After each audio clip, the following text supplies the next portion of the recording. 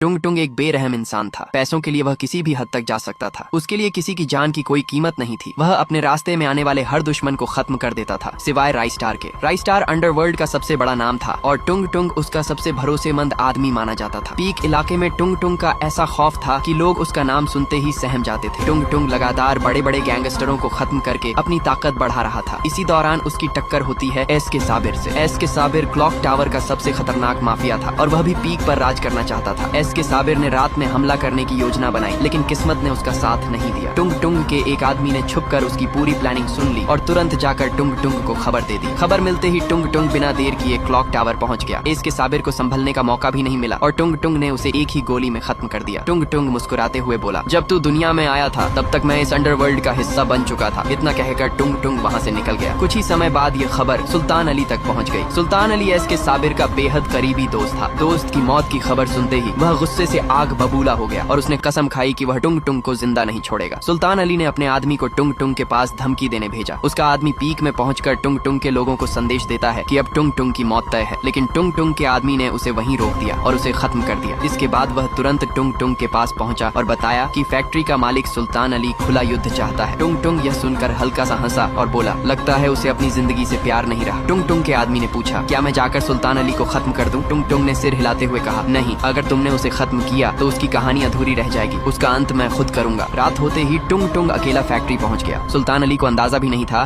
कि उसका आखिरी समय इतना करीब आ चुका है। टुंग टुंग ने उसे खत्म कर दिया और वहां से निकलते वक्त सिर्फ इतना कहा, तुम लोग सिर्फ बातें करते हो और मैं काम करके दिखाता हूँ। यही असली फर्क है। उस रात के बाद पूरे देश में टुंग टुंग का नाम डर की पहचान बन गया। लोग उसकी ताकत और उसके फैसलों से कांपने लगे। लेकिन कहानी यहीं खत्म नहीं होती।